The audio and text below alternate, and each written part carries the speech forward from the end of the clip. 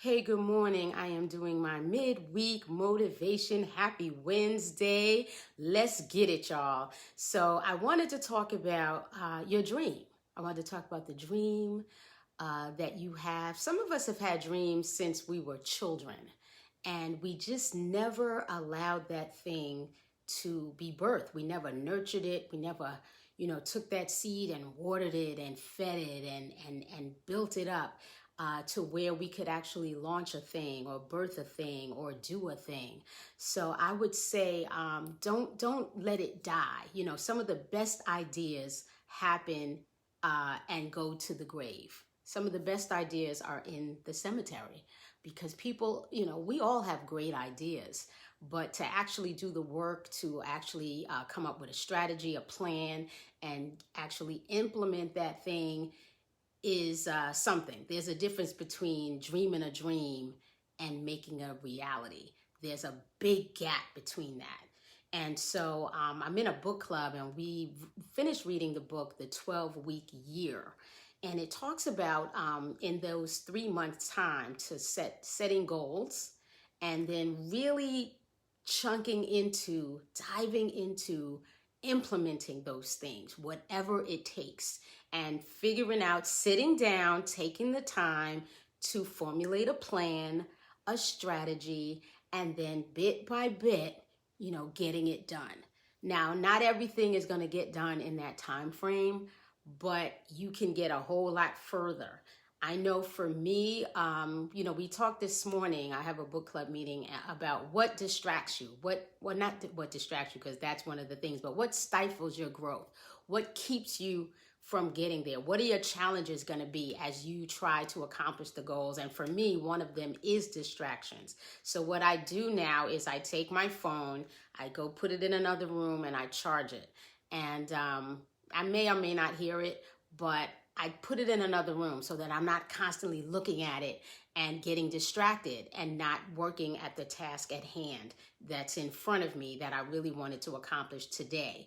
And so another thing that stops me is not knowing what I'm doing in some areas and not knowing how to get it. Like I'll get to a point and I'm stuck. So either the app's not working, the system is down, I don't know what to say in the email.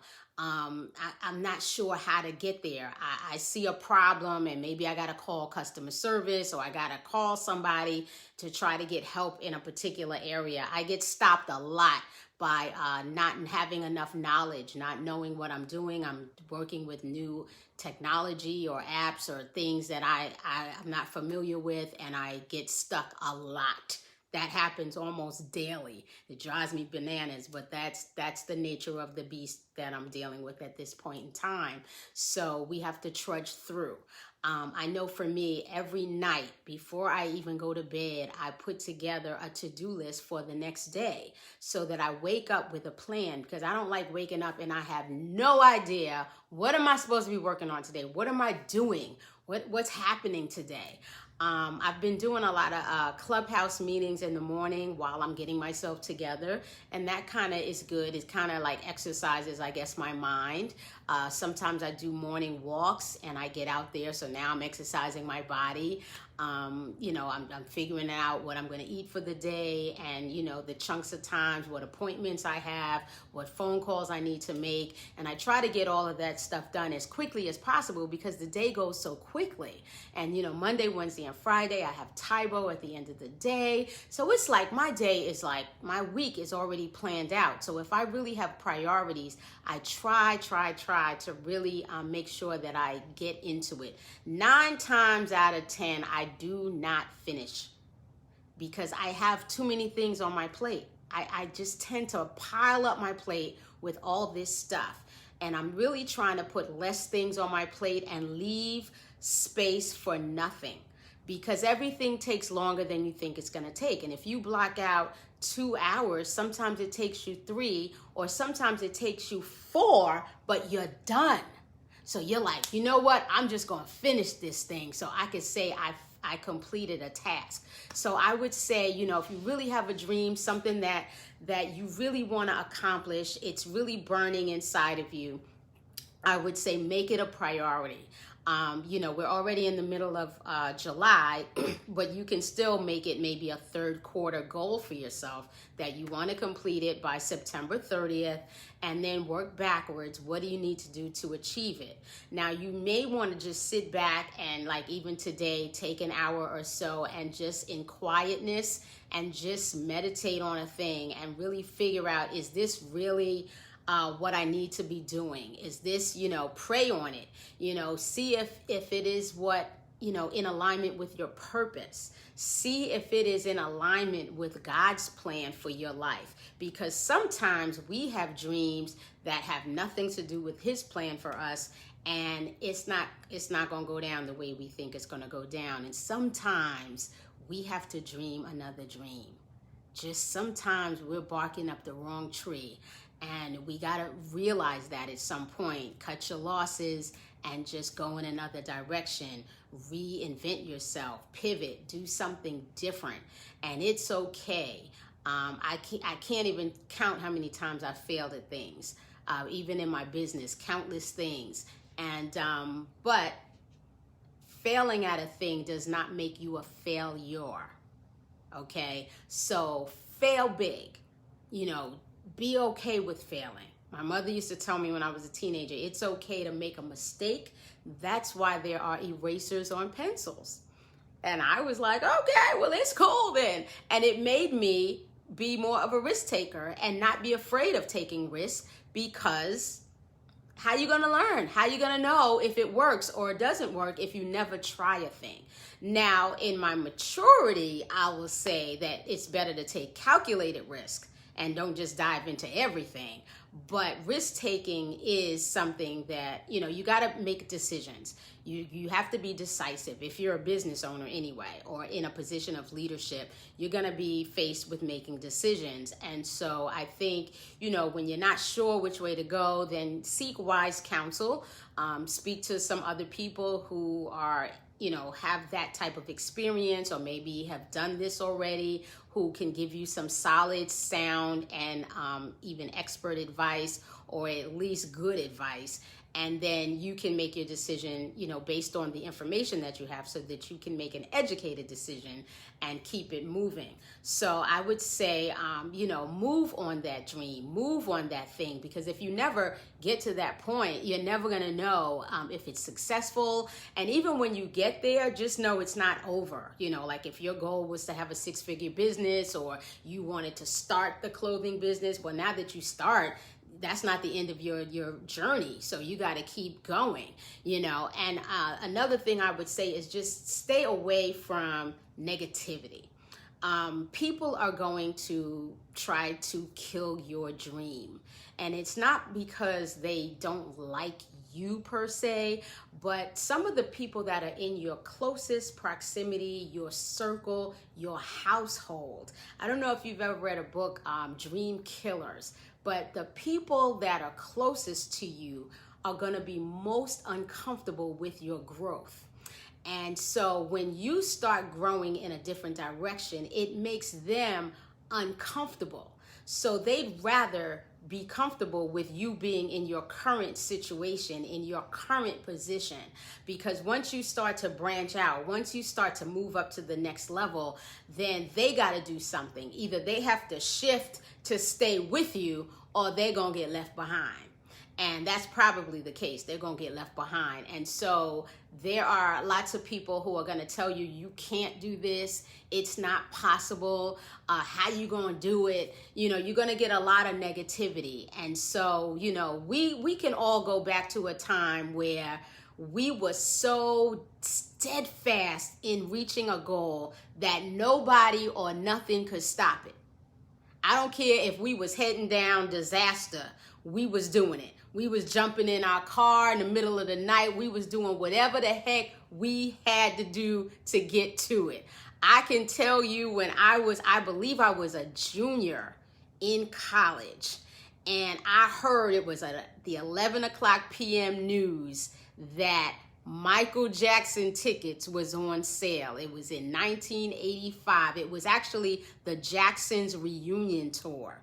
And me and my then boyfriend looked at each other. We were like, you thinking what I'm thinking? We got up got jackets, went to the bathroom, left the house, went to the ATM, got cash, got on the subway in New York, went down to Madison Square Garden. We was about the 6th person on the line. We stood out there from about midnight to 12 noon.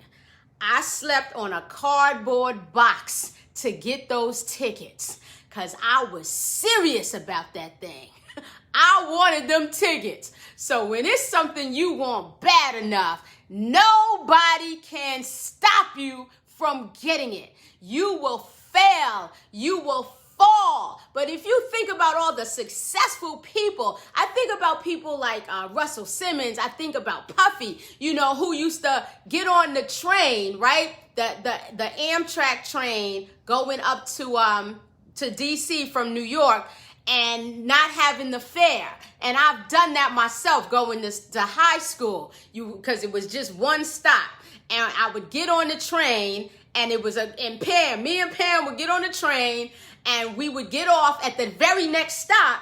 And it was so crowded that the conductor didn't have time to get everybody's tickets. And we used to get off the train before they even got to us. And so he used to slide in on the train so he could go down to his internship because he was determined that he needed that education, that knowledge, so he could break into the industry. So when there's something that you really want to do, that there's no devil in hell that can stop you. There's no negativity that can stop you. People could say whatever they want to say, the naysayers. When there's something that you got a goal and you trying to do a thing, nobody can stop you. You gonna get it done. I remember there's so many things I could just think of that I poured into other things. And so I know that I have it in me. I can do it. I might be tired. I'm older now, but I know that I can do it because I could just think of so many examples. My daughter, she was 11 years old and she went to Greece and Italy for 21 days. She was nominated for the People to People Student Ambassador Program. She represented our country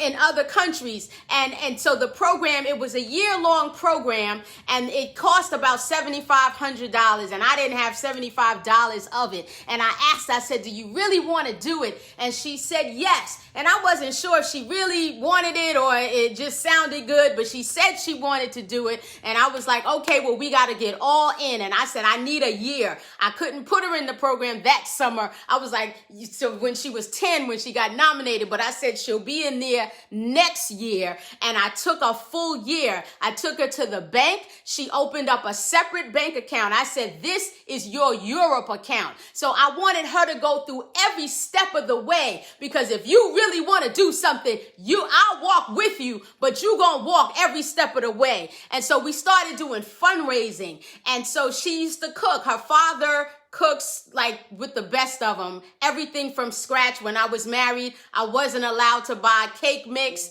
I wasn't allowed to buy This is a reminder. I have a coaching session at 10:45 a.m. Alexa is reminding me of my appointment. I wasn't allowed to buy spaghetti sauce in a jar. I couldn't buy anything that I used to buy because he made everything from scratch. So he taught her how to bake from scratch. I have a coaching session at 10:45 a.m. Thank you. Jesus, Alexa. So I wasn't allowed to do that. And so my daughter learned how to bake, make pies, make cakes. So she started her baking business. And so it was me, it was Dad, it was her. And I was commuting from New Jersey to New York. And I was literally carrying boxes of cakes and pies, delivering them to coworkers and people on the subway and all of this stuff, doing all this. We had receipts. We would go to the restaurant store and get boxes. And my ex-husband, he'd be the one like cooking and baking and shopping. We'd have to go get all the supplies. And at 10:30 at night, me and my daughter would be going to people's homes, making deliveries to their homes in all throughout the week so she could raise money to go on this trip. And I promise you, I don't even know if this business was worth it because the time and the effort that we put into it. I remember we wrote letters. to people, family members and friends asking for contributions. And, I don't care if she made $14.83 that week. Every single week we went and made deposits into her bank account. Every single week. Sometimes it was, whatever, 500. Sometimes it was $14. Whatever it was, we went and we made deposit. And every time we got to $1,000 in the account, I would write a check and send it to the people. So that would be toward the trip. And so we did all this stuff so she could go. And it wasn't just about the money. We had to go to meetings every single month. We went down, we had to drive down to Voorhees. We had to sit with these people, meet the leaders. She had projects she had to do. She had to learn a little bit of Italian. She had to learn Greek. She had to learn about their customs. She had to do presentations. She had to work with group, other kids that were going on the trip too. We met the other parents. We talked with them. There were parents who, their kids had been going for years. This program had been around for 50 years. And so we just didn't know about it. And so some people, this is their second child or their third child in the program. And we got to, develop a rapport with the whole community. And it was, a great experience for her. And so we did all this stuff so she could have this experience. But she really wanted to go. She put so much into it, and so did we, so we could support her. So we know that when you put a thing together, and let me tell you that all of my friends, all of my family was like, Tisha, you crazy. Your child hasn't even been away from you for a weekend. She's never been away from y'all, and you gonna send her to another country by herself? You ain't going? What are you, crazy? And I said, you know what? She could go across the street right here and get hit by a car. I had prayed about it. I already discussed it. I already went through all the scenarios in my head. And so what they didn't know is I said, I've been dealing with these people already. This program is not new. They've been doing it for 50 years. They already answered all the questions that we have. They talked about the security. They talked about every single thing that they were going to do to make sure that these little boys and little girls were safe and everything. So in my mind, I was secure with that. So all the things that y'all are asking, we've already done it. I've already prayed about it. I said, but you never know. I said, she needs the exposure. She needs to be able to go to another country. She needs to be able to say, I started traveling as a child. That needs to be normal to her. Going to other countries needs to be normal. I said, she could be the next Condoleezza Rice. We don't know what she could become. I said, but don't let fear keep your children from growing. I know I graduated from Syracuse University, and I have represented my school at career fairs and at college fairs. And so, they sent me a whole thing. I had the table covers, I had booklets and all that. And I would sit and I would talk to high school students, coming from table to table and asking questions about the university, about the schools. They had certain majors, so we had to be prepped and everything. And so in New Jersey, and so I would meet a lot of parents and children where the parents were speaking on behalf of the child's standing there, but they ain't saying nothing. It's the parent, and the parent is like, where is Syracuse? And I would say, it's upstate in New York, it's near Cortland, it's near Utica, that area. And they're like, oh, it's in New York? Oh no, she can't go to New York. That's too far. And I say, well, it's just 4 hours from here. It's a 4-hour drive. Oh no, she has to stay here. And I met many parents who thought it was too far for their child to go 4 hours away. And I was like, I was so grateful that I didn't have that mindset, because a lot of parents hold their children back because of their insecurities. And it's not that they're doing it intentionally, but your fear is not only blocking your blessings, but now you've blocked another generation behind you. Your kids will never leave the state because you're afraid that it's too far. I think that's insane. Do you know how much world is out here? Do you know how much stuff is here? It's insane to not at least allow them to travel, to see things, to experience things because you're afraid. Your fear is blocking so many things for you. So I'm grateful, and not only has my daughter traveled as a child, but my grandbabies have traveled. 2 years ago, almost 2 years ago in December, they've been to Paris. So they've even left the country. They even have passports. They were 3 and 1, and they left the country. So I say, whatever it is, don't allow yourself to be your limitation. Don't allow yourself to keep your blessings from flourishing. God has so much in store for you, but you got to be willing to receive it. You got to want it too. You got to be ready for it, because it's all about timing. It's all about the way that you receive things. When you're in a marriage and you want to discuss an issue, but it's not really good timing because that person came home, they mad, they had a horrible day at work, and you like, well, this is not really a good time. I'll wait till the weekend. Let them calm down. It's about timing too, because you need to be receptive to the thing. You need to be receptive. You got to have your heart open to it. You got to be willing to try new things. You got to be willing to step out of your comfort zone. You got to be willing to do something different. But your dream still awaits you. And I can tell you, time waits for nobody. So there could be a period where that dream's going to just go elsewhere, or you might carry your dream into the cemetery like a lot of other people did. So I can tell you that you should really sit down. Maybe today just be a day of reflection. Just sit down. Maybe if you only have a half an hour, sit yourself down, self-reflect.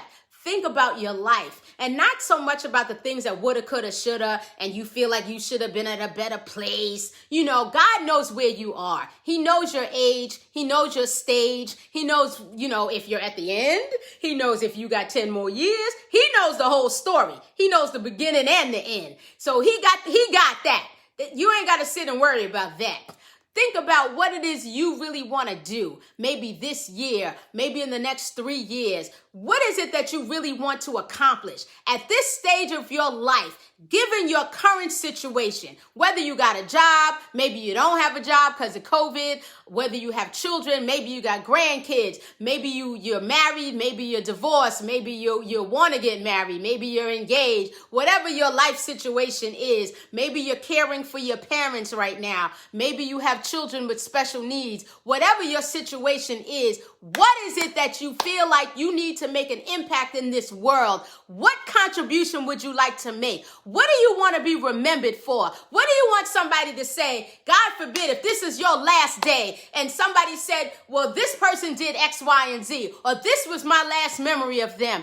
How do you want to be remembered? What legacy do you want to leave? What contribution do you want to make in this world? Because your little impact makes a big difference in somebody's life. We're just one person, and we might be nobody to a lot of people, but to some people, we're everything. To some people, we're their hero, or we're their shero, or we're their role model, or they want to be like us when they grow up. You never know how people are looking at you and what they're seeing, because sometimes we fight ourselves and we put ourselves down and we don't give ourselves enough credit. But God didn't make a mistake when he made us. He didn't make mistakes. He made us beautiful in his image. He gave you a portion of talents and skills. He gave you what you need to be great. He already gave it to you. You don't have to wait to be a millionaire. You don't have to wait to save $10,000. You can do what you do right now, and he will give you what you need. If money is what you need, he'll put it there. He'll put people in your path to get you to the next level. He said if you take one step, he'll take two. So you may not know the how and every little step of the way, but just take a step toward it right now. Just do it. Just stop wasting time and wasting your life, because your life is worth it, because somebody's going to be blessed by the light that you shine on them. So I would just say, when you got this dream, just allow it to flourish. Step out on faith. Do something with your life that you're going to be proud of. I don't care what nobody else thinks. I don't care when I started my business, they thought I was a joke. I just want to do something. I'm doing something with my time. They figured you're just not working. You're not working. You got time. They want to call you all throughout the day. You want to go shopping. You want to go to the store. I'm working. I got meetings. I'm on this. I'm on that. So now, guess what? My mother used to call me all the time. You want to go with me to the supermarket? You want to go do this? You want to go shopping? I'm working. So now what does she say? She's like, oh, well, I would like to come over for just a couple minutes. I want you to do this with me. What time is good for you? Do you have meetings today? Now she's cognizant. I have meetings because my mother lives 5 minutes from me. She comes walking in my house and she'll hear me on a Zoom call, or she'll see, I'm walking around, I'm on the phone, I'm writing stuff down, and I'm like, and so it might be 12:30, and I might say to her, I'm gonna be on this call till 1, and she's like, okay, I'm leaving. And so now she gets it, like I'm doing stuff over here. I'm not just sitting around, I'm not watching television, I don't have my feet up, I'm doing some stuff in here. So she respects it now, but it took years. This is my 3rd year in this business. It took years before people could respect what I'm doing. So sometimes you got to just, create your boundaries, say no, and mean it. And okay, I don't mind, if it's a Friday or whatever day, I don't mind going with her to the store. I don't mind, but I need to schedule that in my day. So I think, just be purposeful in your living. Be purposeful. And if there's something you really, really want to do, think back at the times when you were so serious about a thing, you didn't let anything stop you. Get some of that person back in you. Get some of that spark, some of that fire, and go out there and be great today. I gotta go. Have a fabulous day. God bless you.